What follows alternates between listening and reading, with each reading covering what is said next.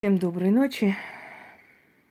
Значит, дорогие друзья, провожу этот прямой эфир, потому как время от времени назревает такой момент, когда нужно людям снова вновь объяснить, какими работами им пользоваться.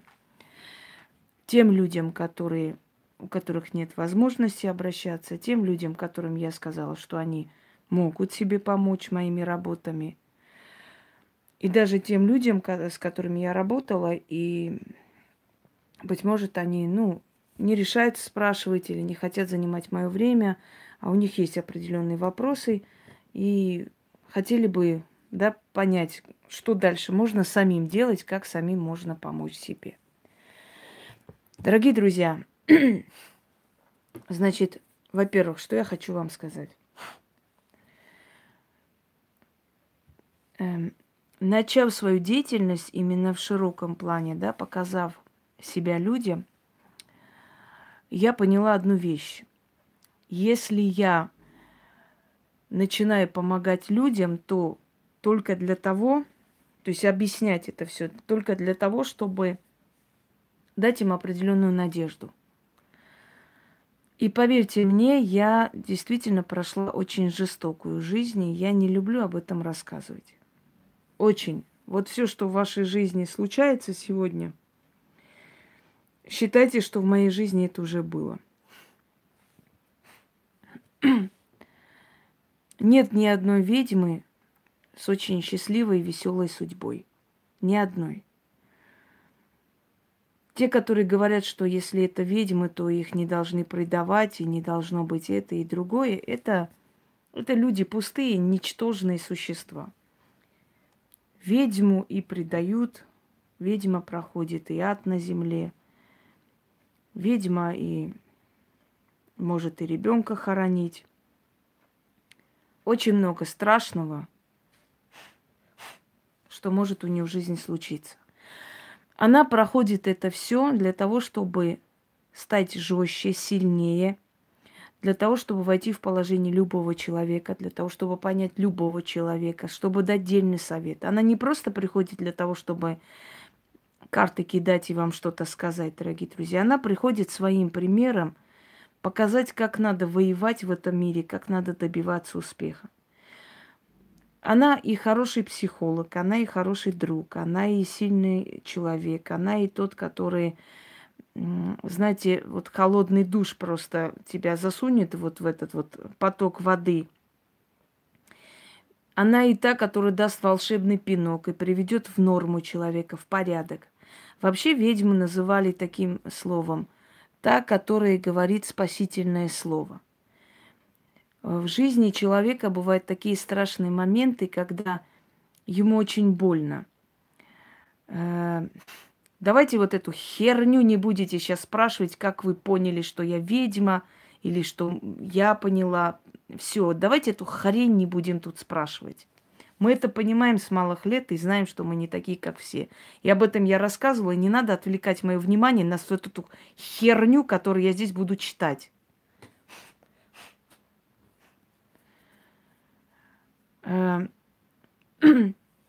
Спасительное слово – это когда человеку очень тяжело в жизни, когда человеку кажется, что жизнь закончена, когда предают самые близкие и родные, когда мать может сказать: мне плевать на тебя, что у тебя будет, и умрешь ты или останешься в живых.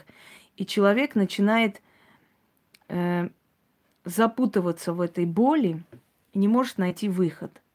И вот встречается некто по пути этого человека, который говорит ему, например: вот все, что ты сейчас проходишь, это надо пройти.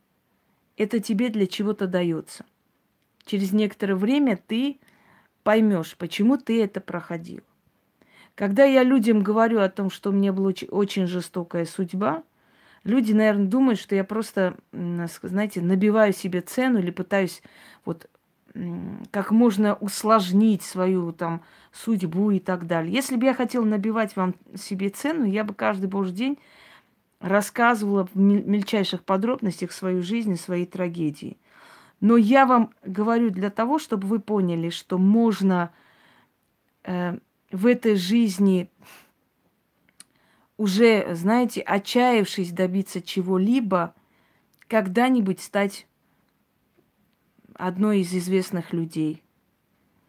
Потому что если тебе это дано, если твое, вот это твое, ты обязательно поднимешься в этой жизни.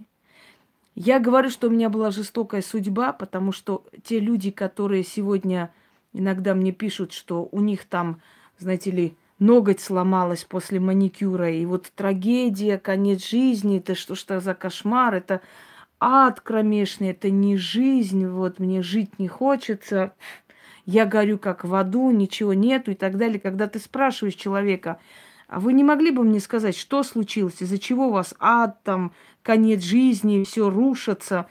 Вот я сегодня маникюр сделала, там 1500 рублей заплатила, вышла, а у меня там оборвалась ноготь. И ты думаешь, вот ад кромешный, ты еще не знаешь, что такое. Ты не прошла этот ад. Поэтому о том, что я говорю, что мне было тяжело для того, чтобы вы знали, что бы у вас в жизни сейчас не случилось, посмотрите на меня. Вы тоже добьетесь успеха в своем поприще. Не обязательно же всем колдовать, и не всем это дано.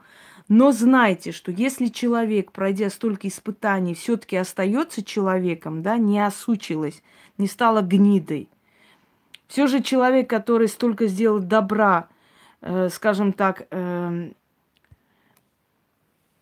вот тупорылые вопросы сразу удаляю. Я уже предупредила, я не буду отвлекаться на вас. Человек, который, делая столько добра, получил столько ножов в спину, ножей, извиняюсь, и все равно не отчаялся, этот человек говорит вам, что у вас, что бы ни было в этой жизни, да, какую чушь? Пошла нахер, бражник. Свободно. Вот даже сюда лезут люди, да, даже сюда лезут люди, которые какую-нибудь хрень напишут. Если я говорю чушь, если я несу чушь, скажите мне, пожалуйста, уважаемый бражник, или как там тебя зовут, почему тебя никто не знает, тварь безмозглая, а меня знает огромное количество людей? Вот если я несу чушь, а ты такая мудрая женщина, почему ты нахер никому не усралась в этой жизни, а меня знают тысячи людей и благодарят? Можешь мне дать ответ на этот вопрос? Мне просто всегда интересна была логика людей, таких пустышек, таких чмошных существ, которые полезут куда-нибудь, да, и напишут: да ерунда, да хуйня, да херня. И ты спрашиваешь: хорошо, если ты говоришь такое о человеке, который тысячам помог, скажи, а ты кто вообще в этой жизни? А тебе кто-нибудь слышал? Вот это раздражает, понимаете? Раздражает чмошные существа. Пойдемте далее. Дорогие друзья, все-таки ведьма в этом мире... Да, видимо, знаете как, Роман, мне кажется, они озлоблены на жизнь и просто идут и кому-нибудь что-нибудь напишут, да, и вот надеются на вот это вот, собрать какую-то энергию себе отрицательную. Жаль таких людей.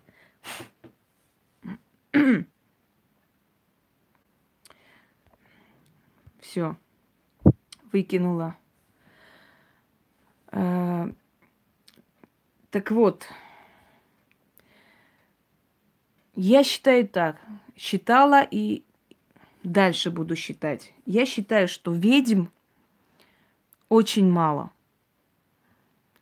В каждом городе может быть по 2, ну, от силы по 3 ведьмы, которые действительно ведьмы. Основное количество людей – это те, которые абсолютно никакого отношения к магии не имеют.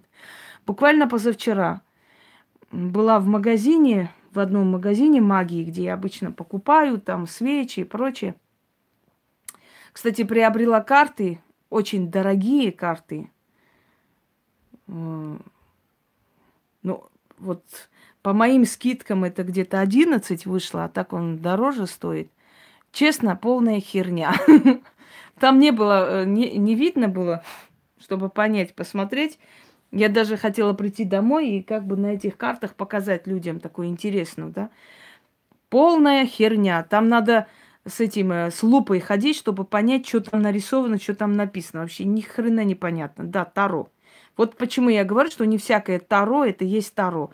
Да, оно там сделано как бы из пластики, черные, красивые, вот черная пластика, и мне понравилось, вот что она черная. Я думаю, ну черное, золотистое должно быть что-то красивое, такое необычное. Еще раз повторяюсь, полнейшая херня. Да, я и без карт вижу. Ну, просто иногда бывает такой красивый, увидишь что-то интересное, хочется взять. Ну, ладно, пущай лежат. Так вот, я, значит, там покупаю вот эти свечи, беру, там благовония и так далее.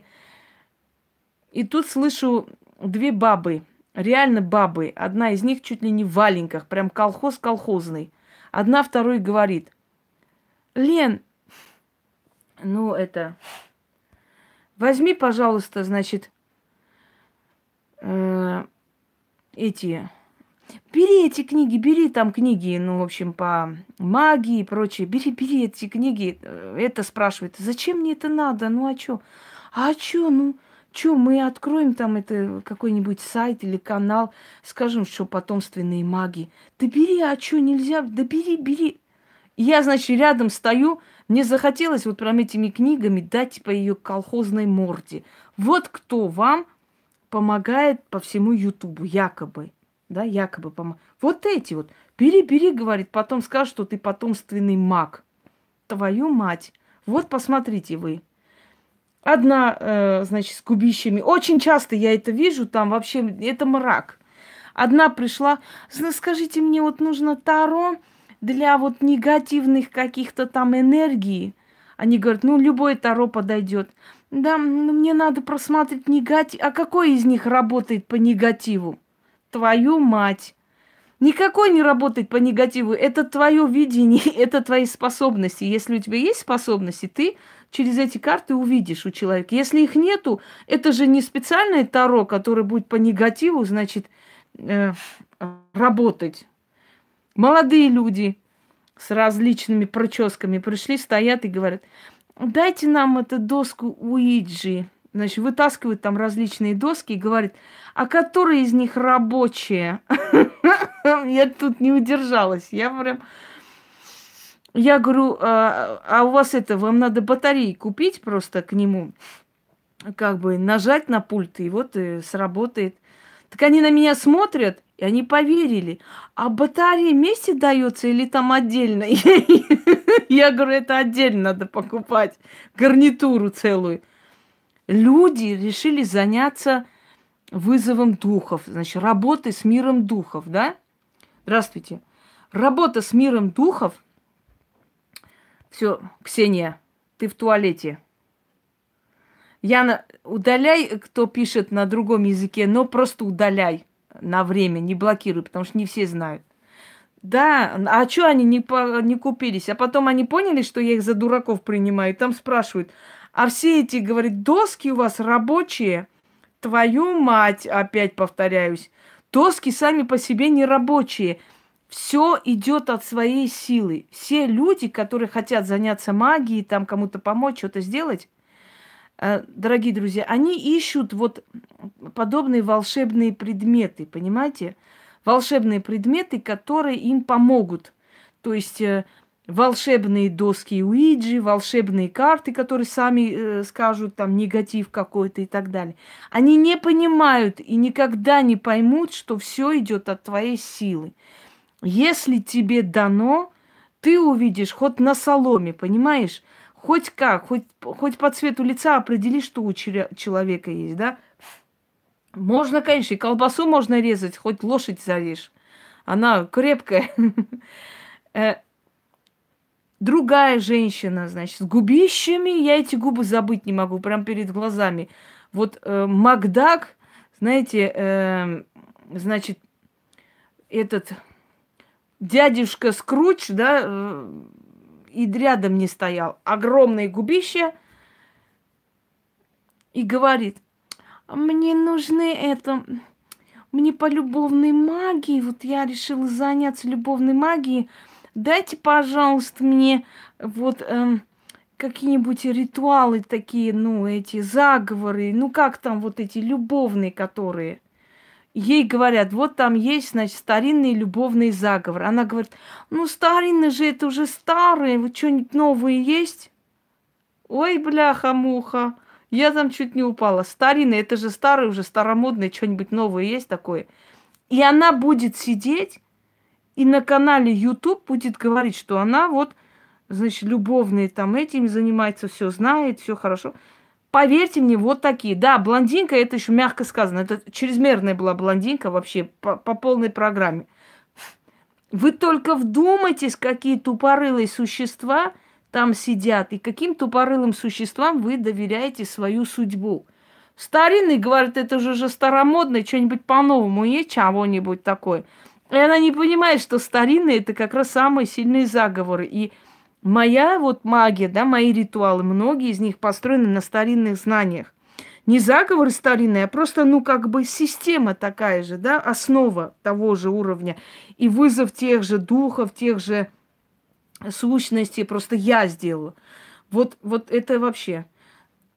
Знаете, на боли людей я бы не сказала, что вот, например, мужика какого-то приворожить, притащить из семьи, это боль. И что вот на этой боли они... Я не думаю, что это боль. Боль, знаете, когда? Когда ребенок помирает, а денег нету. Вот это боль, тогда ты помогаешь. Боль это когда, скажем так, вот разоряется семья, и человеку некуда идти. Это боль, извините меня. А вот когда говорят на боли людей, а в чем эта боль-то?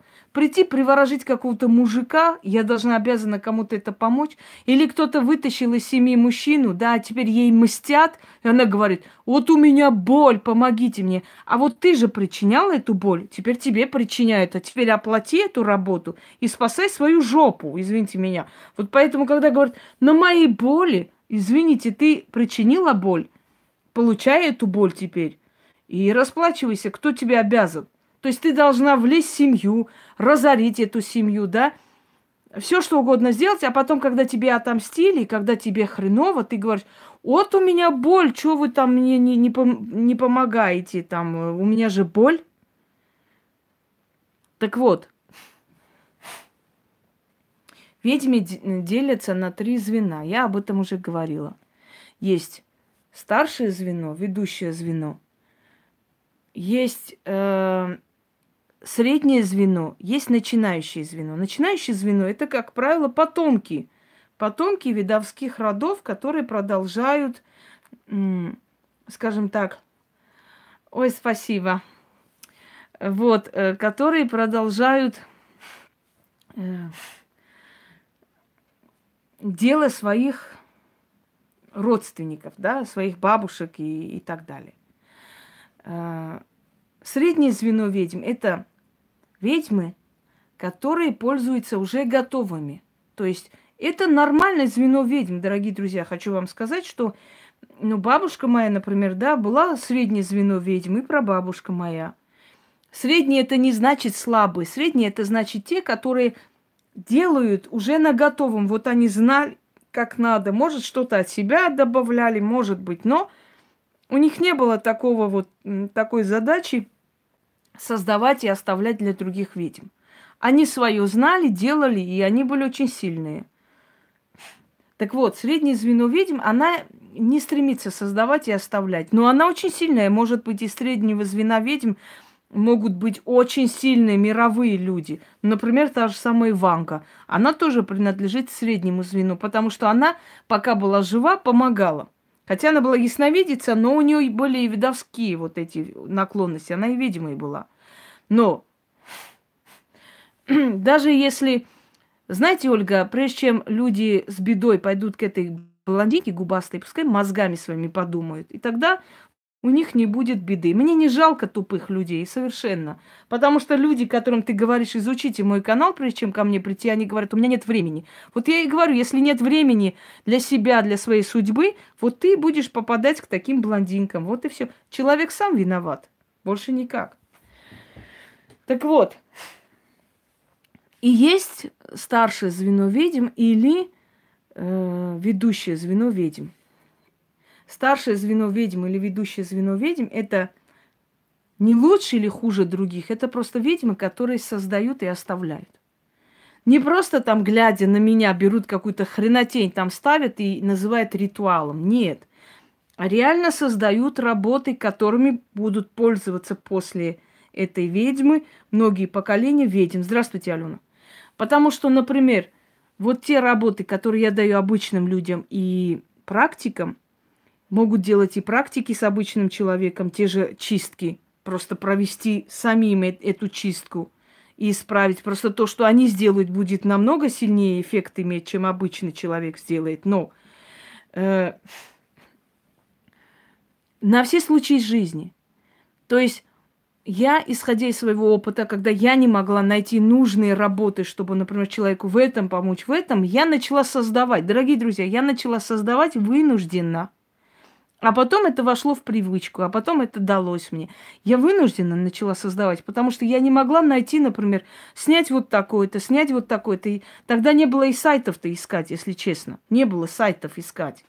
У меня очень много книг, различных книг. Там очень много нужных, привет, Илон, нужных дел, нужных работ, очень много. Но оно не удовлетворяло мое желание, понимаете, мою жажду знаний не удовлетворяло. Я не могла найти то, что я искала. Поэтому я стала создавать. Я начала понимать, ну, например, вот пришел человек и говорит, вот работу не могу найти. Ну, почистили мы, сделали все. Человек говорит, да, мне хорошо, я себя хорошо чувствую, но работу я все равно не могу найти. И я вот подумала, где мне найти? Я поискала всю ночь, начала смотреть. Я еще смотрела, еще делала в детстве. Я делала, писала эти ритуалы в детстве. Я говорю, у меня сестра, когда поехала недавно в Грузию, говорит, твою старую тетрадь нашла, а там такие вещи. Солнце, как ты солнце встаешь по утрам, так, чтобы мои дела пошли вверх и так далее. Представляете, это подсознательно нам дается. Желание создавать было еще тогда. Но в основном, скажем так, вот основные серьезные работы я создала, вот когда у меня появились люди, которым нужна была помощь именно конкретно в какой-то ситуации, я не могла найти, где это, что делать. И вот я сажусь и пишу найти работу с черным котом. А потом этого черного кота я усовершенствовала, улучшила и дала людям. Тогда я с ним сама провела этот ритуал, и он нашел работу. И я тогда поняла, что значит, если я не могу найти, я должна создавать. И это не просто вот так взять и создать. Понимаете? У нас еще времени нет, Илон, на это. Руки еще не доходят. Потому что эту книгу надо переделывать немножко, а те книги уже готовы, можно их переиздавать, готовые, да, а вот эту книгу надо переделывать. Поэтому у нас никак еще руки не дойдут до этого. То есть вот по одному случаю, да, по другому случаю создаются эти ритуалы, потом это испробуется на людях, дают людям. То есть это все, как правило, уже испробовано. Даже если я некоторые вещи создавала не очень давно, в любом случае это было на основе того, что уже было начитано, сделано, и я знаю, что оно сработает. А потом, естественно, твоя сила. И твоя сила соединяться дальше идет, потому что ты мастер, и силой благоволят как бы твоим работам, и поэтому это все дальше продвигается. Значит, о чем я хочу сказать вам? Да, мне передали послание этой чмошной Маргошки. Видать, знаете, вот говорят, медведь от своего страха орет. Ну, реально тупорылая женщина, вот реально тупорылая особа, если честно.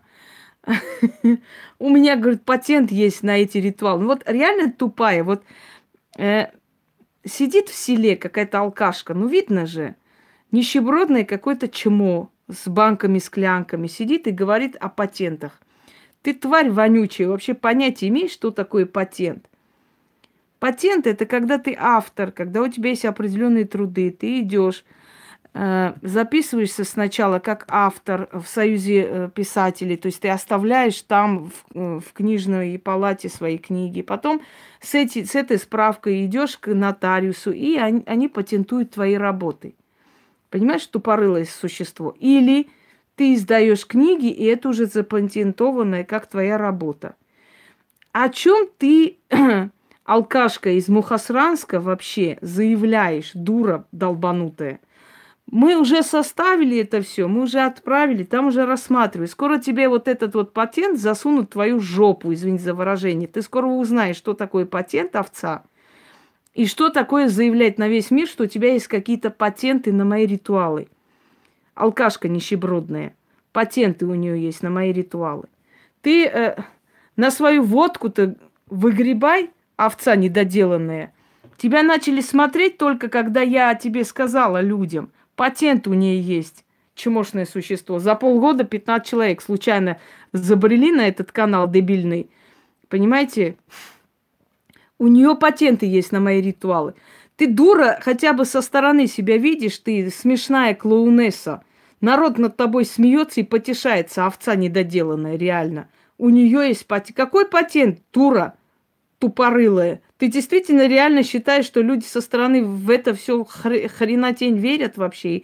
Да они тебя за больную считают, потому что нормальный человек никогда в жизни не скажет, что у меня есть патент, когда весь народ это знает, тысячами, сотни тысяч просмотров этих работ.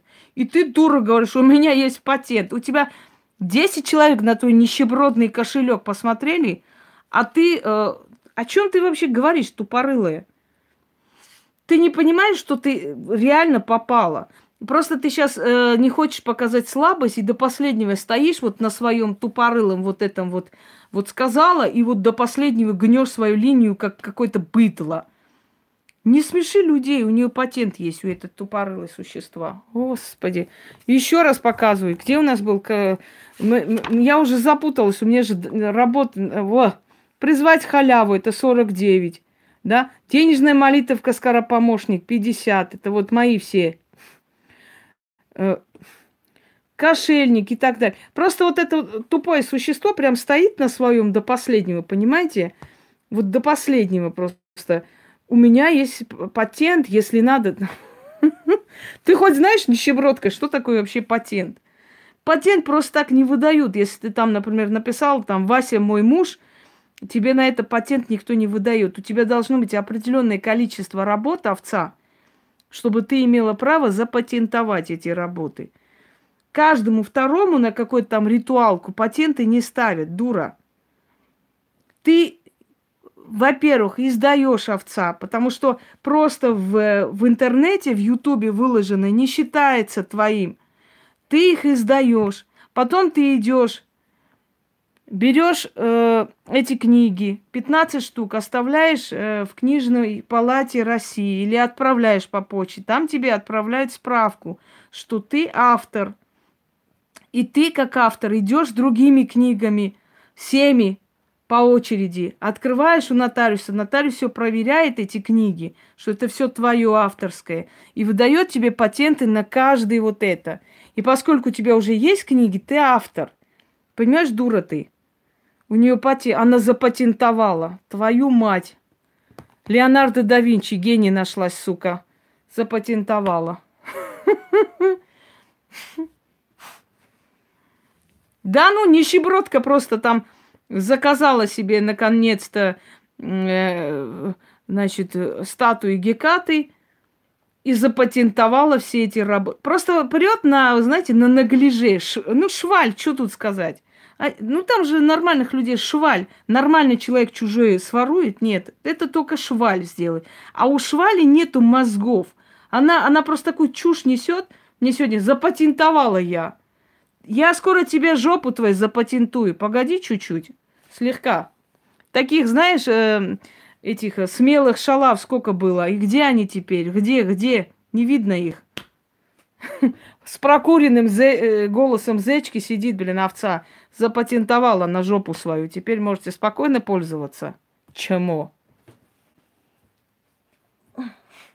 Как бы тебе это в глотку не затолкали, тварь безмозглая. Ты просто знай, с кем связываешься, овца. Знай. И знайте все, когда связываетесь с таким человеком, тупорылые существа. Таких, как вы, знаете, сколько было? И где они сейчас? Где? Рыб кормят, сука. Одна тоже такая была, очень шустрая. Размазала по асфальту к чертовой матери.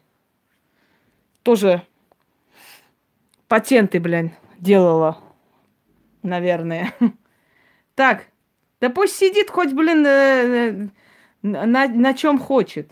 Мне не интересно. Просто такие заявления, делая дебильное существо, надо думать сотни раз. Гнида, блядь. Патент у ней, овца. На всех моих каналах этот ритуал просмотр по несколько сотен тысяч. Тупое существо. Ты действительно вот клоун. Вот реально клоун. Сидят люди, смотрят, думают, ебанутые, что ли. Патент. Охереть. Суки. Они у меня воруют, еще и возмущаются. Она нехорошая. Вот она вот там это все. Твари безмозглые. Итак.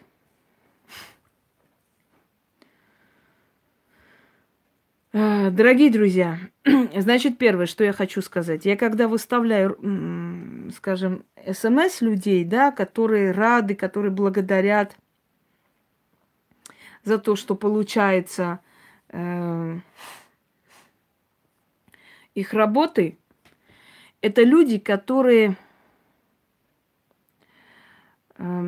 Давайте вы не будете мне указывать, о чем я должна быть, и сидите, ждите, пока жизнь их накажет, а я наказываюсь сама. Хорошо? Давайте без давайте. Я сама решу, о чем я буду говорить, о каких людях, о каких не буду говорить. Мне советы здесь раздавать вообще совершенно не нужно. Значит, первое. Люди. Да, труселя запатентовали. Красные панталоны бабушкины. Значит, люди, которые пишут, что у них все получилось, что у них все получается, это люди, которые элементарно эти ритуалы делают, дорогие друзья. Люди, которые говорят, что у них не получилось, это люди, которые, как правило, эти ритуалы не проводят. Они просто говорят в надежде, что если они скажут, у меня не получилось, я скажу, ну раз не получается, ну давайте я вам сама проведу, помогу. Как будто у меня проснется чувство вины. Во-первых, я это все дарю, поэтому я за это не отвечаю. Я могу сказать, уверить людей, и объяснить, каким образом надо делать, чтобы получилось. И это получится. Но то, что я дарю, это уже ваши проблемы. Получилось, не получилось. Я 100 раз объясняла. Если ничего не получается, у человека закрыты все дороги. Я об этом уже говорил. Но даже у людей, у которых закрыты все дороги, в любом случае 30% получается. Значит, если человек пишет, что у него не получается, это человек либо ленивый, который не хочет делать, либо второй вариант, он пишет так, чтобы меня разжалобить, мол, вот не получается, вот вы можете сами мне помочь.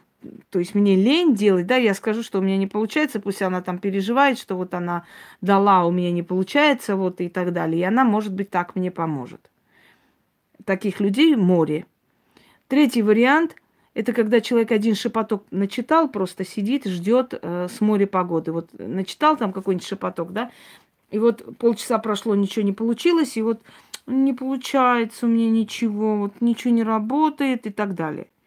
Вот 3 варианта. Человек, который делает часто, хотя бы несколько раз в неделю, не может быть, чтобы у этого человека не получилось. Не может быть. Даже когда я сижу, свои заговоры, ритуалы переписываю, чтобы потом снять, у меня и то уже начинает трясти. Если у меня головная боль, она начинает проходить. Не может быть, чтобы оно не работало, если человек делает. Вот когда вы перестанете ныть, возьмете себя в руки и поймете, что никто за вас вашу жизнь менять не будет, и начнете делать, вы сами увидите, как оно получится. Не может этого быть. Я в это не верю. Если человек с порчей, у него может не получиться некоторые ритуалы. Но если некоторые, то есть многие попробуют, какой-нибудь из них получится 100%. Дальше. Почему может не получиться? Потому что люди не всегда правильно их делают. А я объясняла 100 раз, каким образом, с какой очередностью их надо делать. Смотрите, если у вас закрыты дороги, дорогие друзья, эти работы, вы не думайте, что если я дарю обычному человеку, понимаете? Если я дарю обычному человеку, что эти работы слабые. Многие глупые люди начинают думать, что если я подарила, если там написано для всех, значит, это слабые вещи, там, ну, то есть они не особо сильные, поэтому всем можно. Вы ошибаетесь, дорогие друзья. Очень. Эти чистки, которые я даю обычным людям, они могут провести и, скажем так, практики для обычного человека. Это такие же чистки, которые проводят и практики. Но есть одно но. Чистки, которые для практиков, которые, ну, не практики сами себя должны чистить, а практики имеют право чистить человека, да?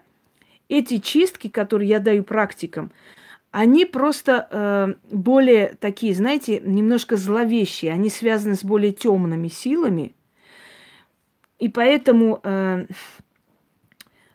ими можно пользоваться только практикам. Для других людей, ну и для себя в том числе, если они хотят. Но чистки, которые я даю вам, они не рассчитаны на личную силу. Вот послушайте внимательно. Чистки для практиков рассчитаны на их личную силу. Потому что они должны работать на их личной силе. Вот они сильны, призывают эту силу, и эта сила приходит и помогает. Обычный человек не вправе и не сможет, скажем так, не вправе и не сможет обращаться к этим силам. И личной силы у человека нет. Так как быть, чтобы, например, скажем так, как быть, чтобы получилось у обычного человека, но при этом, если у него нету личной силы и прочее. Я вам скажу как. Ну, маникюр еще уже не тот, потому что уже растут ногти, надо их делать, но я пока жду. Я подожду еще недельку с чем-то, когда чуть побольше станет, чтобы немножко такие были красивые. Не сильно большие я не смогу и не будет. Ну вот, постараюсь, чтобы красиво было. Это не важно. Так вот, как сделать так, чтобы у обычного человека получалось? Значит, вот я вам объясняю, каким образом это происходит. Это происходит таким образом. Нет, у моей мамы более красивые руки, это папины руки жилистые. У мамы вот такие вот ногти, ну, таким образом ее ногти, что даже если она не будет их наращивать или там как бы длиннее делать, у нее все равно ощущение длины. Кутикула вот она длиннее, более красивая, чем у меня. У меня не такое. Да, это кольцо мне подарили, я как-то показывала. Это очень дорогое кольцо, между прочим. Так вот, когда я дарю простому человеку, ну, грубо говоря, а я на пианино играла, Настя, поэтому у меня и пианистки. Я же на пианино играла много лет. Ой, камень белый, ой, розовый кварц, светло-розовый. Так вот, ритуалы для обычных людей, там подогнано, скажем так, сделано под обычного человека таким образом,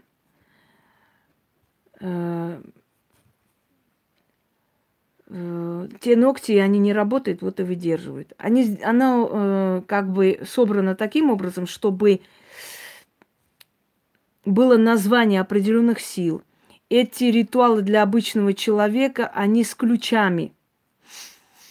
С ключами, и эти ключи, знаете, ключи – это определенные слова, определенное время провождения, определенная луна, если луна играет роли. Как правило, у меня не играет роли, потому что я стараюсь более такие подобрать, чтобы человек долго не ждал полнолуния или наоборот, да. Определенные ингредиенты, которые должны быть, определенный цвет алтаря, определенный день недели и так далее, если я подчеркиваю, это и есть ключ. То есть расположение планет бывает вот в это время сильное и получается, да? Время суток, название духов, которые сильные помогают и так далее. Это ключи. Слова ключи, которые, скажем так, помогают простому человеку, не тратя силы особо и без своих сил и способностей добиться результата. Но многие люди, которые говорят, что у них не получается, объясню, неправильно они начинают. Начнем как надо. Значит, первое, для практиков пока отставим. Дорогие друзья, с чего надо начинать вообще свои чистки и прочее? Значит, да, это у нас уже для практиков. Первое. Начните с чистки себя. Во-первых, зеркальная чистка. Зеркальных чисток у меня несколько. Зеркальная чистка – это раз. Здесь вот, подождите, сейчас я пока чистки посмотрю. Да, здесь перемешано все. Заговор на маг, дар ведьмы. Видите, сколько их? Запатентованные. Но в отличие от других, у меня запатентовано, потому что если так вы прочитаете, да, и номер издания есть, и формат, и вот все. Это первый тираж, потом мы переиздавали. Вот. Я надеюсь, что слепые твари видят. Вот это и все называется патент, если что. А не просто на словах. У меня есть патент, и все. И здесь написано Инга Хосроева, полные права. Так вот, дорогие друзья, первое, что вы должны делать, это чистки. Сначала лучше сделать зеркальные чистки, соляной столб. То есть все чистки, которые вы видите, которые вам нравятся, несколько чисток выбрать и делать несколько раз в неделю. Вот неделю посвящайте чисткам. Мне иногда спрашивают, можно ли в день сделать несколько, да, можно ли в день делать несколько ритуалов. Значит, можно, но одной направленности. Если вы делаете чистки, значит, делайте несколько чисток в день, хотя не выдержит ваше состояние. Просто не выдержит. У меня очень сильные чистки. Значит, учу вас, как правильно сделать чистки. Люди, которым я не успеваю помочь, люди, которые сами могут себе помочь моими ритуалами, это не означает, что сами помочь, значит, у них не было проблем. Нет. Но они могут себе помочь. Например, там насчет работы и прочее, это не то, чем я буду заниматься. Я вам 100 раз говорила. Я помогаю тем людям, которые безнадежны. Я помогаю тем людям, у которых их состояние жизни не зависит от них. Вот они родились с этой печатью, их прокляли, им сделали, у них родовое и прочее, прочее. Это не от них зависит, понимаете? Поэтому здесь они себе не помогут никак. И я за это возьмусь. Но если человек приходит и мне говорит, посмотрите, пожалуйста, там мне пенсию там почему не увеличивают и почему... Я говорю, вы можете это решить одним телефонным звонком. Позвонить, сказать, почему вы пенсию мне не увеличиваете? Они вам скажут, вам надо эту справку, эту справку. Справку отнесли, увеличили, все. Дорогие друзья, есть вещи, которые от вас зависят. Вот некоторые говорят, а вот как, вот, например, вот по судьбе хочется посмотреть мужчина по судьбе, а вы говорите, я не гадалка. Я еще раз говорю, я не гадалка сидеть и смотреть по судьбе, что у вас будет. Я смотрю, что у вас было, что у вас есть, полностью вычитываю вашу судьбу, а потом говорю решение. Я хирург, который лечит, видит болезни, лечит. Я не сижу и не занимаюсь херней по судьбе, не по судьбе. Все эти вот любовные вот гадания нацелены на дурочек. Но от таких дурочек нет ни толку, ничего. Если бы я хотела много народу, я бы каждый божий день смотрела, например, по судьбе, не по судьбе, придет ли любимый, выйду ли я замуж, будет ли новая любовь, еще чего сутками. Но от такого контингента, от таких людей, от таких дур толку никакого. Я с такими дурами работать не смогу и не буду. Поэтому я это не желаю делать. Теперь послушайте меня. Когда женщина говорит, ну вот по судьбе ли я вот хотела спросить, а что здесь такого? Ну вот человек мне по судьбе или нет? Я говорю, послушайте меня внимательно. Если человек тебе по судьбе,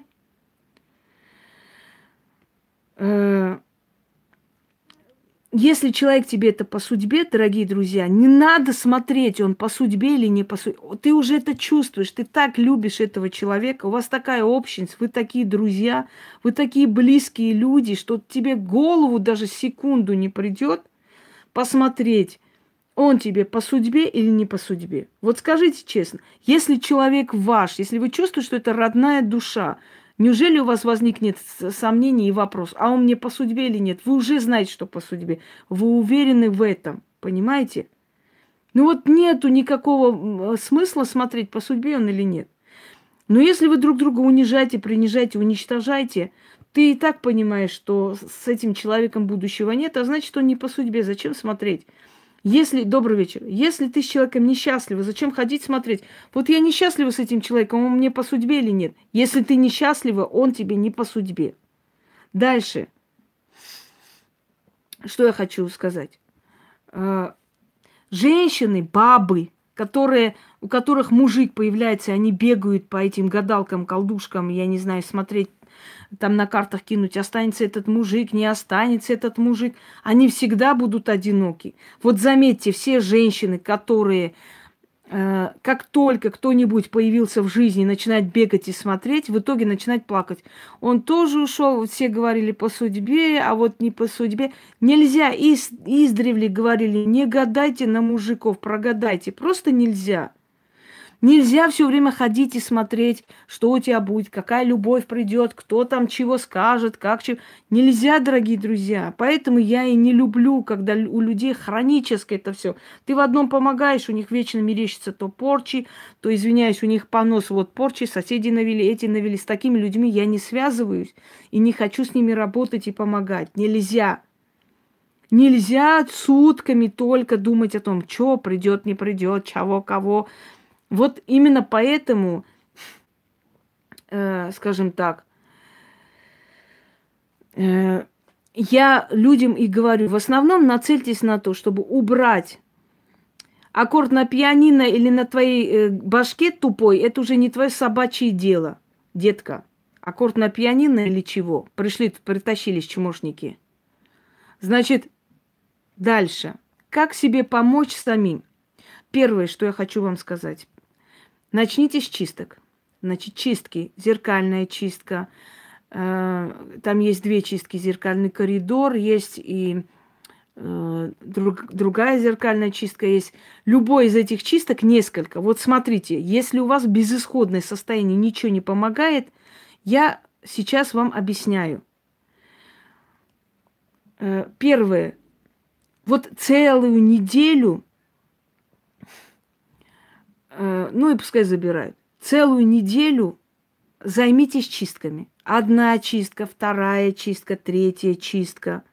Делайте эти чистки. Когда вы будете проводить чистки, когда я работаю с человеком, человек очень плохо себя чувствует.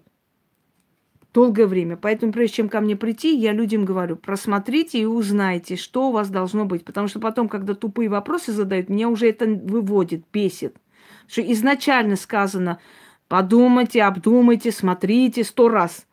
Чтобы потом не было разговоров. Потому что чистка болезненна. Это операция. Очень редко. Есть люди нечувствительные, это зависит от их природы. Но это 1 из миллионов. В основном все это чувствуют. Или сразу, или после, или в течение чисток. Хреново становится очень. Становится в начале чистки некоторое время. Потом в конце чистки, когда уже все заканчивается, да, тоже становится хреново. А потом это все убирается, ставится защита, открывается дорога судьбы. Потому что я всегда говорила, если делаешь чистку, значит, и защита нужна человеку. Защиту сделала, потом открывать дороги судьбы. Чтобы у человека дальше получалось, скажем так, такая полоса удач. Иначе какой смысл делать чистку, потом говорить, а вот защита отдельно должна быть. Учтите, за чистку человек должен оплачивать 1 раз. 1 раз оплачивает эту работу. Нет такого, чтобы вот еще что-то кто-то сделал, еще чего-то. 1 раз оплачивается и делается до победного. Усиливается, еще что-то добавляется, если надо. Но делается 1 раз. Поэтому люди, которые вам говорят, ой, еще там кто-то вам навел, еще чего-то сделал, это аферисты. Следующий момент. Мастер, который берется, он всегда должен и чистить, и ставить защиту, и открывать дороги судьбы. По-другому быть не может. Чтобы, знаете, чистка отдельно, это должно быть отдельно. Нет, такого быть не может. Это все равно, как врач вас там, извиняюсь, раскрыл, оперирует, да, а потом говорит, а вот зашивать это уже отдельная плата. Это все должно быть вместе. Хватит, Ирина, задавать глупые вопросы. Изучите канал. Значит, первое. Даже если у вас все дороги закрыты, делаем следующее. Берем 1 неделю, посвящаем чисткам. Делаем эти чистки друг за другом. Делаем и так далее. Крутит соляной столб, очень сильная чистка. После соляного столба может начаться ангина, может начаться сопли. Но это несколько дней. Дальше. Вот вы это сделали. Потом, следующую неделю, вот записывайте прямо, чтобы знать, как правильно сделать после этого. Ничего плохого нет, не переживайте особо. Но в следующий раз эту ошибку не повторяйте. Значит, как вы должны делать? Вы должны делать чистку. Я просто не хочу показывать особо, чтобы вы не запутались. Вот здесь ритуалы защиты. Отдельно, сейчас, секунду. Вичак. Это для практиков я отложила. Извиняюсь. 1 неделя чистки друг за другом. Вот они. Видите, сколько их? Этих работ. Вот они, чистки. Очистить разум и тело водой, от черной зависти, очищение. От черной зависти очень сильная чистка. Значит, во время чистки вокруг вас начнет происходить нечто. Люди, которые к вам плохо относились, у них начинаются проблемы. У ваших врагов начинаются проблемы и многое другое. От тревоги, и так далее. Потом дальше идет уже помощь сил. Здесь очень интересная книга Белого кота. Здесь очень много, очень много. Вот говорите, продать машину, продать дом, уже столько. Между прочим, заговор на деньги моей бабушки, да? Чего? Если псевдомастера работают по вашей книге, у них срабатывает, ну же глупости пишите. Господи. Очень хороший, на воду. Денежный заговор моей бабушки, он очень сильный. Имейте в виду. Значит, дальше что я хочу вам сказать. 1 неделя для чистки. 2 неделя. Сжечь нищету, спугнуть нищету. Вы уже себя почистили энергетически, обновились. Теперь начинайте убирать эту вот силу нищеты, энергию нищеты. Сначала уберите все, потом уже привлекайте удачу. Вот поэтому у вас и не получается, что у вас этой энергии слишком много черной, чтобы привлекать удачу. Мне еще говорят, очистки вот не мешают, вот защиту там не срывают и так далее. Ничего они не срывают. Чистки – это очищение вашей энергетики. Вы призываете определенные силы, вообще любая чистка, все что угодно, это происходит через силы.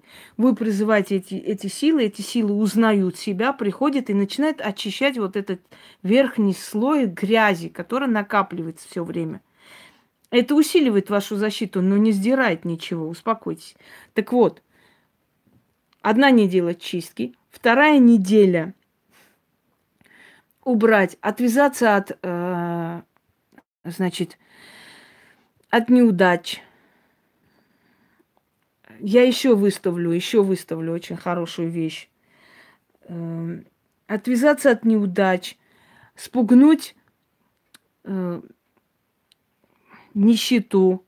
Дальше. Сжечь нищету, очень хороший ритуал. Что у нас еще есть? Горемыку, изгнать горемыку. И так далее. То есть все, что связано с убранием нищеты, нищенской доли, бедности и так далее. Вот эти найдите, поищите. В моих книгах они есть, но если вы хотите, вы можете в моей группе ВКонтакте найти. Там прямо разложено по полкам. Яна разложила очень грамотно, очень нормально, красиво все. Вот, например, для денег, для богатства, чистки и прочее, прочее. Вот здесь должны быть.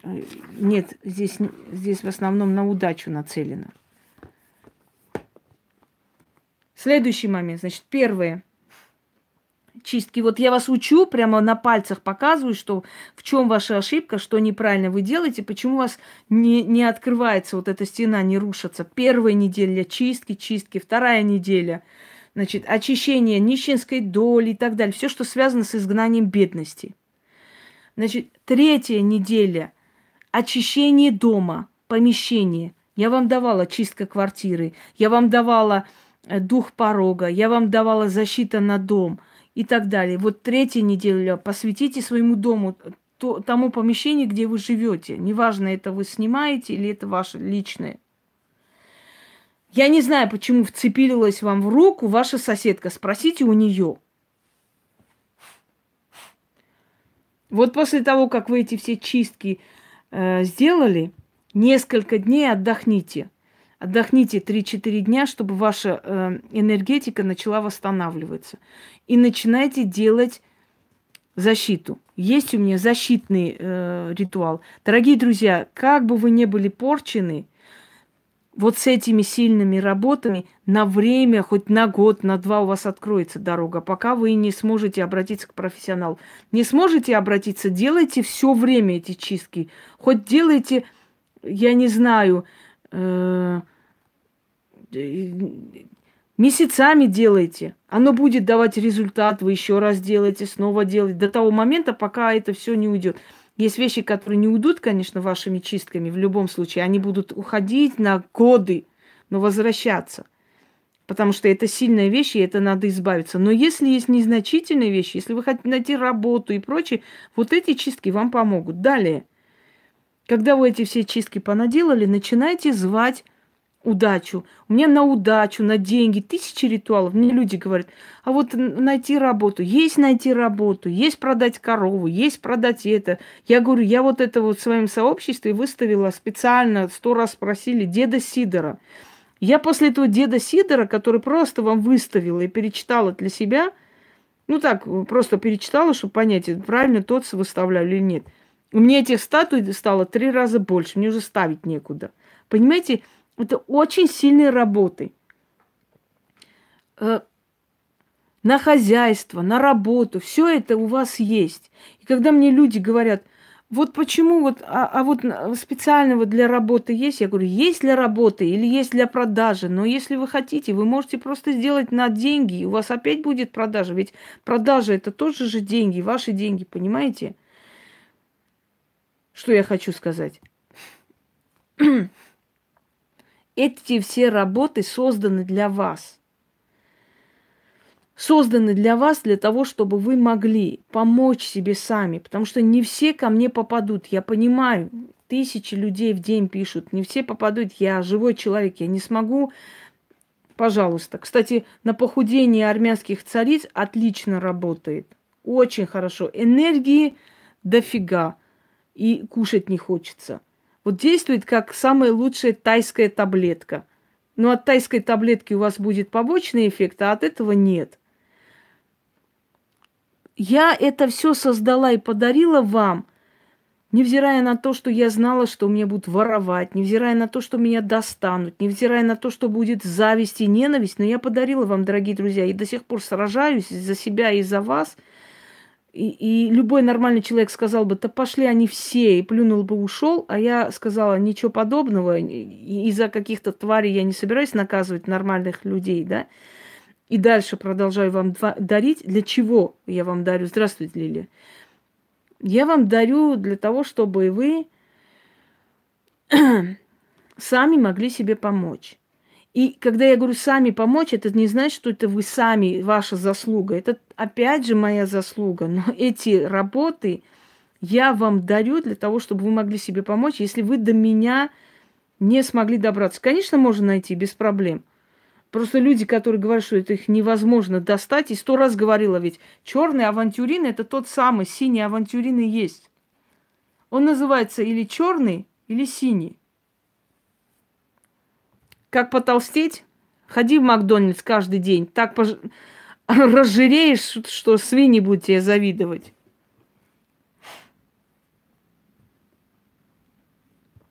Черный авантюрин, он и есть. Просто вот это собрание всех камней и дает результат.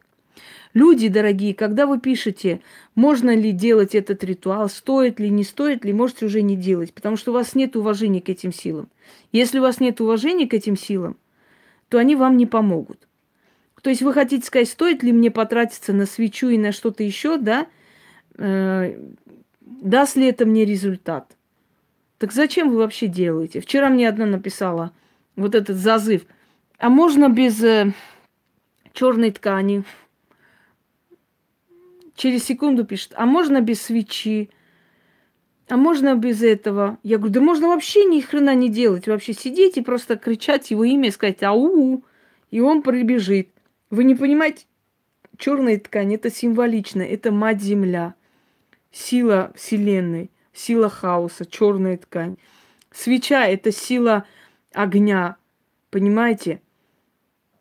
Это все символично, это все воедино собрано и дает результат. Да нет, никаких шуток. Мне знаете, сколько раз писали? Скажите, пожалуйста, Марион не нужно всем носить, Марион очень сильный камень и очень страшный. И мне, значит, говорят, скажите, пожалуйста, а вот это, как они сказали, а можно целлофан вместо черной ткани? Нормально это все? Вы когда идете в храм, вы когда идете в мечеть, там целлофаны лежат и пластиковые бутылки валяются. Там, наверное, все из серебра, из золота, ковры, чистота, правда? Вы же идете в храм Бога вашего, храм силы. А силу надо почитать, а силу надо уважать. Вы видели там какую-то пластмассовую там кадильницу у попа? Она все в золоте, в металлах, в золотых камнях. Вот тот же самый идиотизм. Это нормально вообще? А можно вот целлофан положить вместо этого, вместо черной ткани? Можно, конечно. Вот целлофан ты и получишь. Или, а можно откупиться, говорит, игрушечными деньгами, вот эти фальшивыми деньгами. Да нет, почему здесь ателье? Обычная ткань, что за глупость? Фальшивыми деньгами можно с бесами расплачиваться? Ну, можно, конечно, но ты получишь такие же фальшивые деньги обратно, раз уж ты фальшивые отдаешь. Понимаете, это энергия, деньги. Что значит фальшивые? Мы же не для красоты их оставляем, мы оставляем как откуп. Берем с себя эту энергию денежную и отдаем им за что-то. Помните, да, вот городок, пицца по телефону. А как это пицца по телефону? Ну вот, послушай, вот я достаю, он такой хрустящий, вкусный, он такой ароматный, сочный, вот я его ем, она тает во рту и так далее. Послушал этот мужик и говорит, и чё? Как чё? Давай гони деньги. Пиццу по телефону-то тебе показали? И он оттуда достает купюру, шуршит и говорит, вот я достал эту купюру, она такая новая, шершавая, она такая приятная. На, говорит, я тебе заплатил за пиццу по телефону. Вот и все. Бесом отнесешь откуп. Фальшивыми деньгами они тебе дадут фальшивую удачу. То есть ни хрена не дадут. Не понимаете? У вас мозги это, куку? Дорогие друзья, вы хотите все получить, как та свекровь, да? Но взамен, чтобы ничего не дать. Знаете, когда свекровь спрашивает, говорит, как твоя сноха? Да, сучка она. А что такое? Каждый божий день моего сына заставляет то себе белье покупать, то золото покупать, то это. А, ну понятно. А как у тебя зять-то тебе нравится? Ой, зять вообще золотой парень. А чего так? Так каждый божий день моей дочке то нижнее белье купит, то золото подарит. Понимаете? Когда себя касается, хороший парень золотой. Когда твой сын должен купить, сучка она каждый день там заставляет моего сына это купить, то. Вот и все. Вот когда вас касается, можно фальшивые деньги я положу. А когда оттуда вы захотите, да, результат, вы скажете, а что-то, блин, ничего мне не дают. Вот так и будет. Дальше. Какие ритуалы денежные проводить, какие хотите. Есть купюры 100-рублевой, вы знаете, да, на достаток в семье. Это работы, которые дадут вам все время достаток. То есть это небольшие будут приходить деньги прямо, но у вас всегда в семье будут деньги. Если вы работаете, есть на умножение клиентов у меня, например, да, заговоры. Но если это клиентская база, если вы продаете что-то, это клиенты, естественно. Если вы врачи, у вас есть пациенты, вот больше станут, если вы работаете в какой-то там, в каком-то там, в общем, в какой-то местности, господи, в поликлинике и так далее. То есть на все есть ритуалы. Просто вот на удачу, например, показываю. Просто надо набирать, а рядом ведьмина изба. Да? Ну, значит, теща такая. Вот, смотрите. Денежный круг фортуны. Подарок судьбы. Пусик, иди ко мне, иди. Как они надоели-то, алкашня там ходить. Иди сюда, иди ко мне. Вот манна небесная от фортуны очень помогает. Вот смотрите, вот показываю. Можете остановить кадр, да, например, и набрать.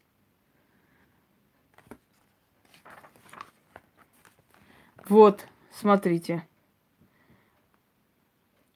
Я прям вот так буду останавливать сейчас. Да, мужчины, знаете, когда начинают верить? Женщина сначала верит, да, а потом получает результат. Мужчина сначала получает результат, видит, что получается, а потом верит больше вас. И будет еще и говорить, а ты там, Фортуне, не забыла кофе купить? Потому что это приносит денег. Денег приносит. А, ничего себе, это работает. Ну, ну-ка, что там еще надо ей принести, отдать, поставить? Мужчины более расчетливы, чем женщины. Понимаете? Женщина для души может сделать, чтобы ей приятно было, хорошо чувствовать. Мужик для денег. И если мужик увидел несколько раз пополнение денег, он уже сделает. Дорогие друзья, делайте. Мне иногда пишут женщины, что вы знаете, вот это, я уже все сделала, все уже исправила, я объясняю, да делайте вы эти ритуалы. Я просто думала, вот надо, не надо. Не думайте, ёпрос, это не надо думать, надо делать. Прямо делай. Вот когда вы сделаете действительно недели 2-3 и не получится, вот тогда напишите мне, но такого не может быть. Если вы один раз шепоток почитали и ждете, что у вас сейчас жизнь изменится, этого не будет. Но если вы будете делать, как я говорю, господи, видали, что? У меня аж духи тут беснуются. Если вы сделаете, как я говорю, не может быть, чтобы у вас не получалось. Не может такого быть. Что-то хотела сказать и забыла. Ой, Господи. Выйдите из этой клетки религиозного фанатизма. Выйдите. Мне иногда пишут, здравствуйте, а вот то, что я мусульманка, мне можно делать? Мне уже на нервы действует. На нервы. Причем здесь мусульманки, христианки, буддистки. Я это делаю для обычного человека. Мне все равно, кто вы. Все религии придуманы людьми. Хотите верьте, хотите нет. Кто-то меньше, кто-то больше, но это все придумано людьми. Для порабощения, для подчинения. И вот когда мне начинают писать, я мусульманка, а мне можно делать на деньги? Я говорю, но если вы мусульманка, и вам деньги не нужны, не делайте. Дорогие друзья, поймите одну вещь. Вот это вот человек создан для счастья. Он не создан для того, чтобы всю свою жизнь себя самобичевать, себя бить, себя обвинять в грехах, что он такой греховный, бедный, несчастный, вообще не нужный никому и так далее. Человек создан для счастья. Боги его создали для этого. Я не призываю никого уйти отсюда, прийти туда, без разницы. Просто делайте, и все. Неважно, вы мусульманки, вы христианки, вы буддисты, вы или не знаю кто. И еще один момент, пожалуйста, не пишите все время, а вот это можно, это можно. Если там рядом написано, ой, все, выкидывай эту Алену. Если ты такая дура, да, целый час толдычь, что-то не поняла, иди отсюда. Все, улетела. Ой, Господи, все. Да, если рядом написано для практиков, не спрашивайте, вы можете делать или нет. Если я говорю, в ролике говорю, это для практиков, не спрашивать. Внизу не пишите, а вот как сделать, а вот что делать. Там подробно в ритуале все сказано. Хотя бы прочитайте, если слушать не умеете, понимаете? Это не имеет значения, веришь ты или нет. Если ты делаешь упорно, эти силы тебя слышат. Значит, еще раз показываю. Вот так вот держу, вот так остановите и посмотрите. Это для удачи. Ну, вообще, все заглавия вам показываю. Может, какое вам понравится, остановите и сделайте. Римский ритуал вообще превосходный. Римский ритуал, наберите римский ритуал «Ведьмина изба». Вообще любой денежный ритуал «Ведьмина изба». Найти работу «Ведьмина изба». Понимаете? Не знаю, что-то еще там надо вам. «Ведьмина изба». Рядом пишите, у вас выйдет. Далее показываю. Просто по названиям, может быть, вы поймете сразу. Римский ритуал отличный, да. Даже невероятные цели и то помогает. Вот смотрите, еще раз покажу. Видите? Вот как называется, например, вот «Живи богато». Вот эти ритуалы, например, смотрите. После того, как вы очистились и сделались. На банковскую карту, да, очень сильный ритуал. Ни у кого нет. Хотя некоторые шмары запатентовали уже, но это мои работы. И дураку понятно. Вот смотрите, на быстрые деньги. Сейчас отодвину чуть-чуть, чтобы было видно. Дальше. Ритуалы там. Задобрить злые силы. Смотрите, чистка дома, вернуть цыганское проклятие. Вот это все чистки. Дальше. Снять с глаз отлично работает. Очищение водой. Очищение водой 2. Видите, сколько всего я вам подарила? Вам всего-то надо это делать. И все. Больше ничего. Дальше. Это уже в этой книге. Но они все есть в интернете. Все. Я все вам подарила. Особенно для простых людей все есть.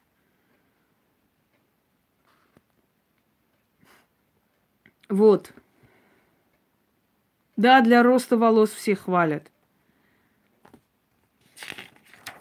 Здесь даже написано название, написано подразделено для защиты, для этого. Даже тут думать не надо, чтобы понять, для чего какой ритуал. Отвести беду. Просить помощи сил ведьмы Инги. Помощь не из ниоткуда.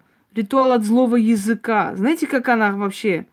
Вот это вот спасительный талисман моей прабабушки вообще отличный. Кто переживает, кто часто летает, у кого есть там какие-то страхи. Отличная вещь. Берите, сделайте. Всего-то там надо переписать то, что надо. И носить с собой. Или ребенку отдать, в сумку положить. Чтобы у ребенка всегда была защита. Показываю сейчас. 101. Ну вот пока вот так вот покажу. Остановите, посмотрите. Вот прям кадры остановите, смотрите, читайте заголовье этих ритуалов. Сразу в одну кучу собрано, нигде не найдете. И вот точно так же набираете на канале. Вот набирайте рядом «Ведьмина изба». Вот все, что прочитали, набирайте рядом «Ведьмина изба». Понимаете? И все, больше не о чем думать тут. Смотрите. Что надо делать? Вот. И на чистый лист бумаги, значит, без всяких там в клеточке и прочее. Абсолютно чистый лист бумаги. Черный карандаш. Желательно черный карандаш, но можно и ручку. Если ребенок дерется, если у него проблемы, это все прекратится. Вот имена Бога, который нужно писать. Ездан, Армуст, Ормуст, Арамаст, Армази, камень, свет и тьма, выхорь, хлеб, господин живой, жизнь и смерть, параклит, Адонадос, лев, истина, источник, дверь, вечный, царь царей, Синна, Ляхи. Это имена Бога в древние времена. Это Так все эти имена Бога были в обиходе. И вот эти имена Бога, написав, мало кто знает об этом, если что. Да вообще никто не знает. Это вообще семейные вещи, которые я вам передаю. И вот эти все имена Бога желательно карандашом, чтобы был материал, природный материал. Хотя можно и ручкой тоже работает, но лучше карандашом. Написать на абсолютно чистый клочок бумаги, маленький, можете срезать и написать. В одной части лучше. А потом это развернуть там в какую-нибудь красную, какой-нибудь пакетик или там эту красивую там что-нибудь положить, да и просто положить в сумку ребенку. Даже он может не знать, подкладку сделать туда. Ничего с ним не случится. Служит ваш ребенок. Вот это написать и дать ему с собой. Ничего не абсолютно. Шоферу можно дать, дальнобойщику можно дать. ГАИ ни разу не остановит. Никаких происшествий не будет. Человек, который летает, переживает, с собой берет. Это очень сильная вещь, которую я даю. Это действительно сильные вещи, понимаете? Может, в некотором роде я и наказываюсь этими нервотрепками, потому что я отдаю людям то, что наше, мое. Может, за это я иногда и расплачиваюсь тем, что эти твари всякие собираются вокруг меня. Но это меня не останавливает, понимаете? Это ценить надо. Не каждый человек готов сражаться, готов воевать, готов нервы тратить, но лишь бы помочь людям. Не каждый. Потому что столько нервов, столько грязи. Вы не представляете, сколько грязи пытаются на меня лить. О, сколько же ублюдков на земле. Ну, пускай льют. Толку от этого для них. Дальше смотрим. Это уже для конфликтов, для всего. Вот я уже начала дарить вам любовные, чтобы вы не тратились. Я уже 100 раз говорила. Даю вам даже любовные вещи. Если вы что-то для этого человека значите, он придет, он с вами поговорит, вы выясните отношения. Не платите этим аферюгам налево-направо. Вот эти. Значит, вот так останавливаем, читаем. То, что нужно, набираем. Видите, для домашней скотины, для пчеловодов. Сохранить питомцев от бед, защита от вора. Это вообще отлично. Капкан для вора, наказать живодера, оберег для урожая, оберег на свой дом, охранные ключи. Чего я только вам не подарила.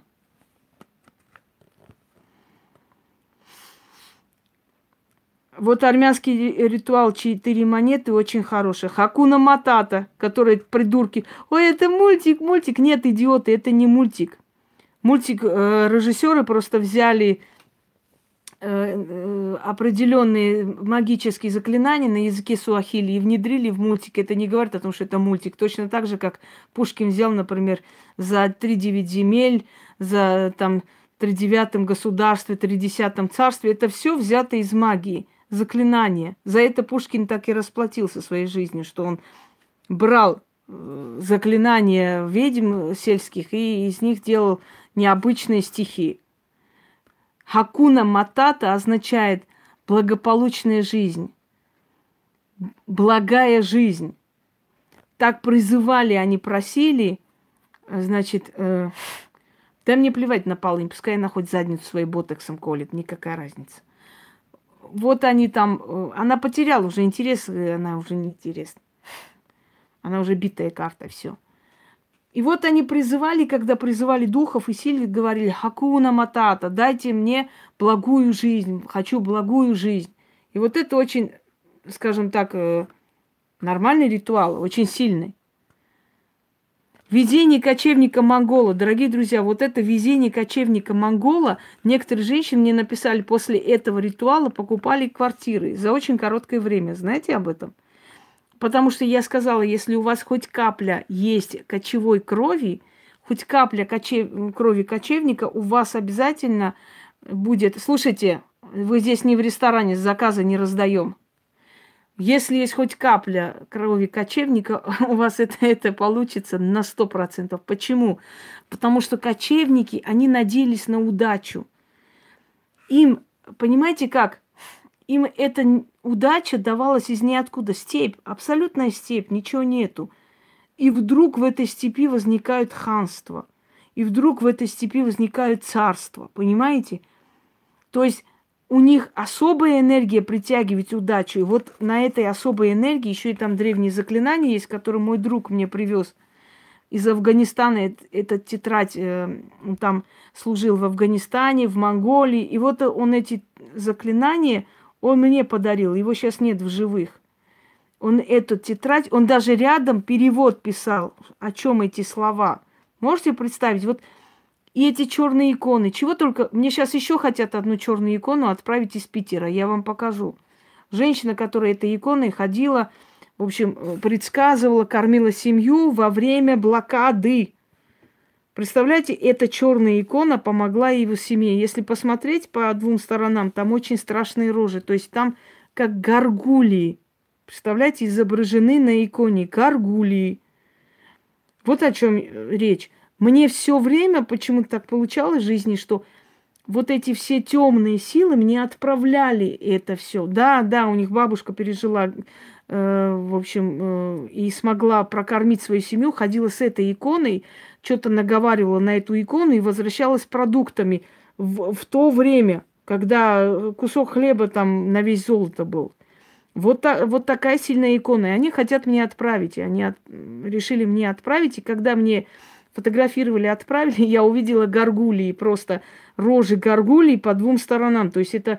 И да, и там еще есть святая смерть. Смерть, лицо смерти, женщина костлявая. Вот представьте, по каким канонам эта икона сделана, непонятно. Она железная. И вот почему вот все видавские роды, да, в основном, с которыми я встречалась, они мне отдавали эти все и на хранение, и на работу. Наверное, не просто так, наверное, заслужила я это все. Сегодня одна написала под роликами: за что вот вам эти все дарят вот подарки? Я говорю, а ты угадай с 2 раз, за что мне дарят. Потому что я тоже столько подарила людям, что люди мне это возвращают. Благодарность и так далее. Вот за что. Так вот, вот смотрите, какие интересные, сильные работы.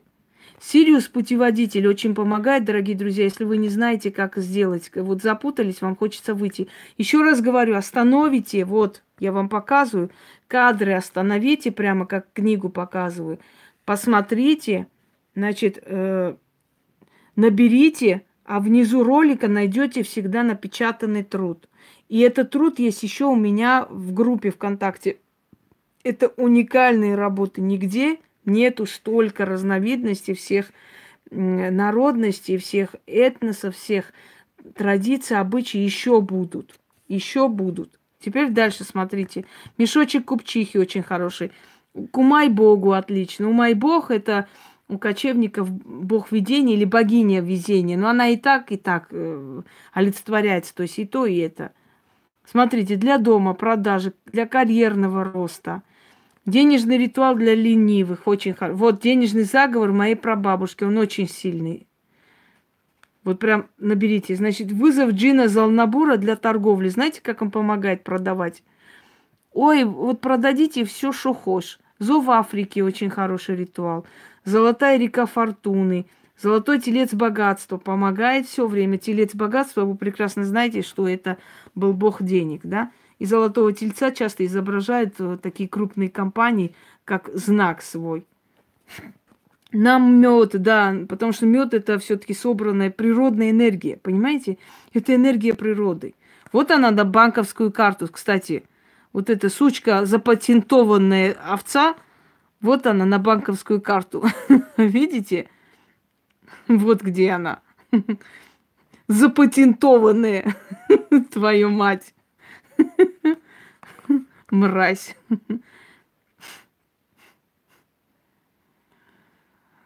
Значит, дальше.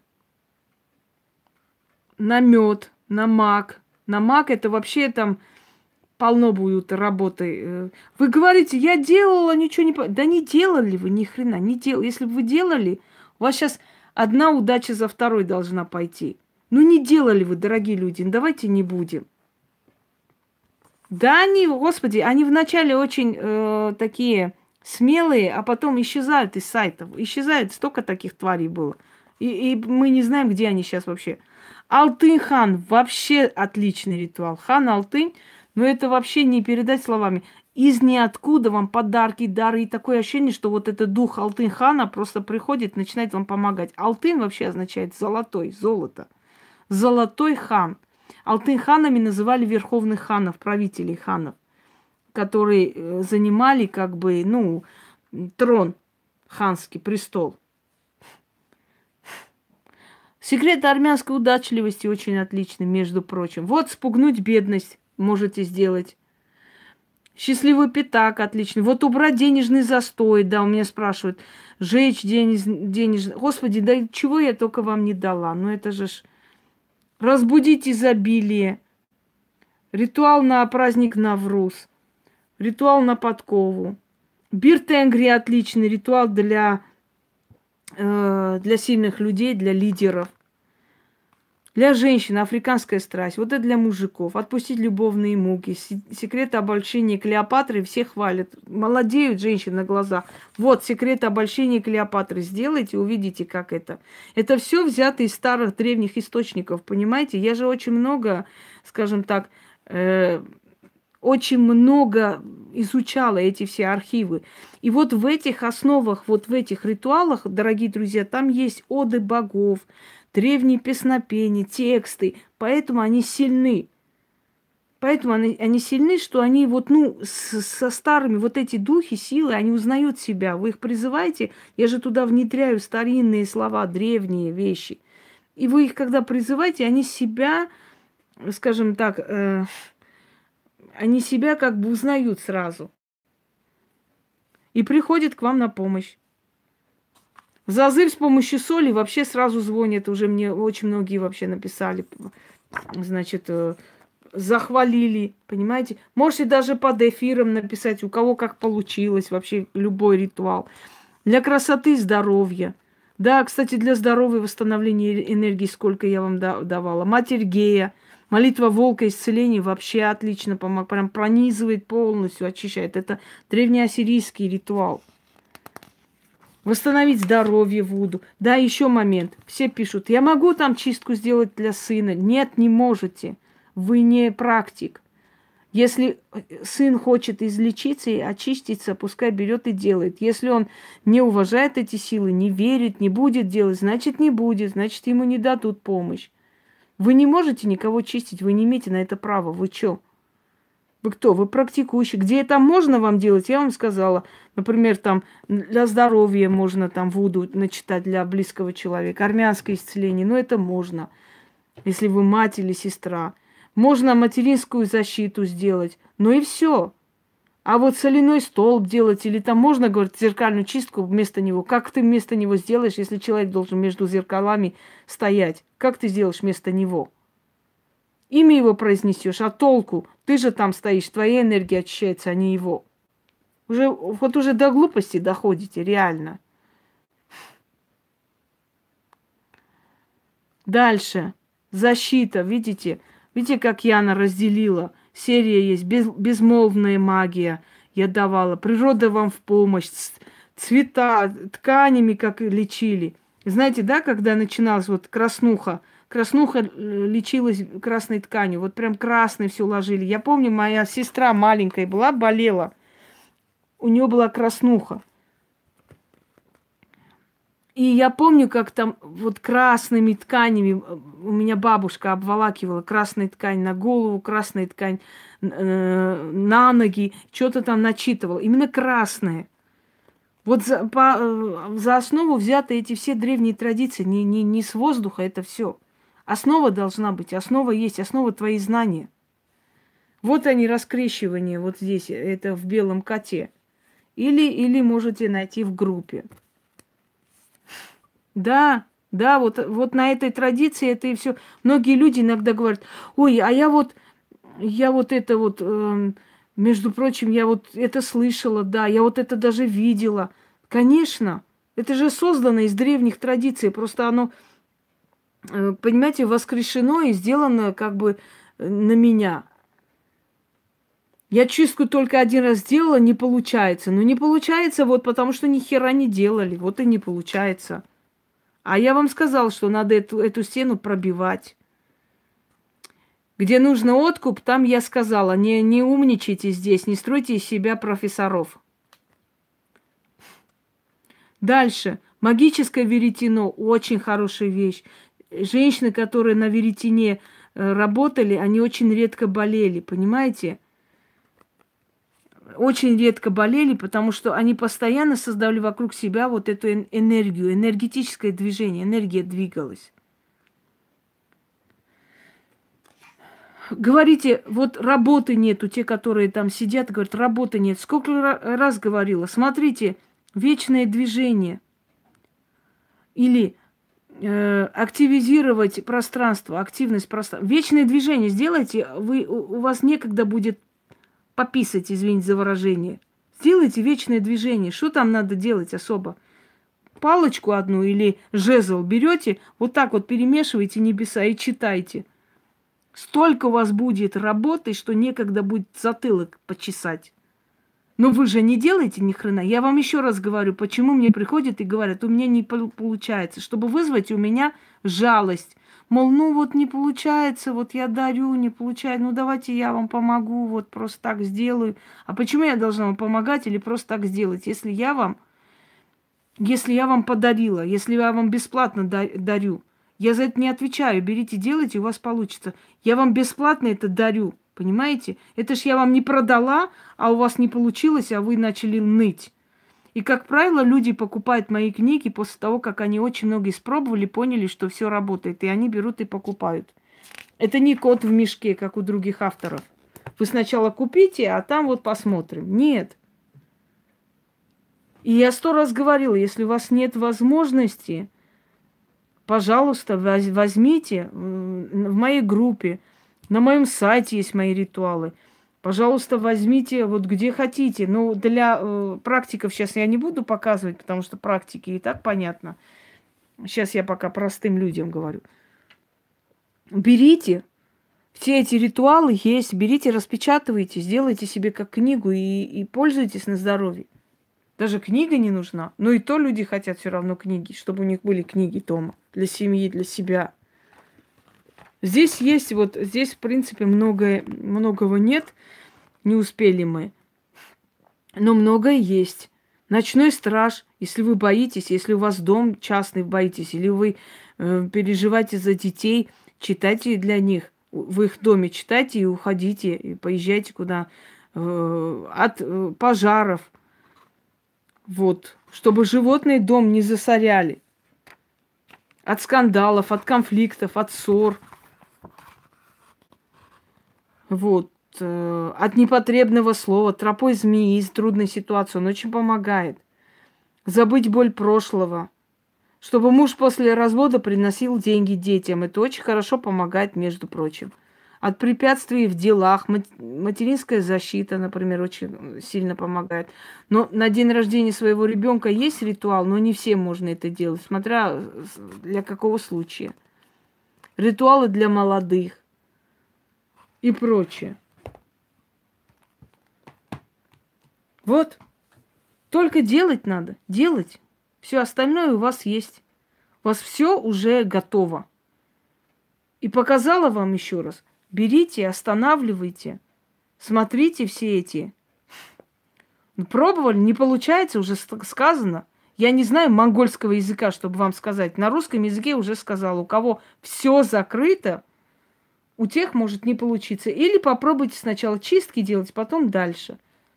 На турецком не могу сказать. Знаю русский язык, вот на русском вам сказала. На антифранцузском не знаю, как сказать. Хотя знаю, но вам не понравится. 100 раз уже можно сказать. Нет, не можно просить дитя у судьбы сейчас вам. Потому что у нас с вами совсем другая работа. И дитя у вас уже есть. Все, дорогие друзья. Закончили на этом. Надеюсь, хоть на сей раз вы поняли, что и как. Хоть сейчас вы уже поняли, каким образом и те, которые жалуются, да жалуются. Эти книги не надо, потому что эти книги, ну, это книга судьбы. Здесь не ритуал, здесь совершенно другое предназначение.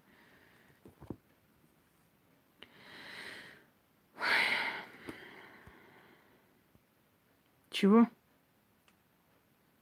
Короче, все. Вы говорите про книги, не могу теперь. Ни хрена не поняла, что вы там сказали. Извините, конечно. Все, дорогие друзья. Чего?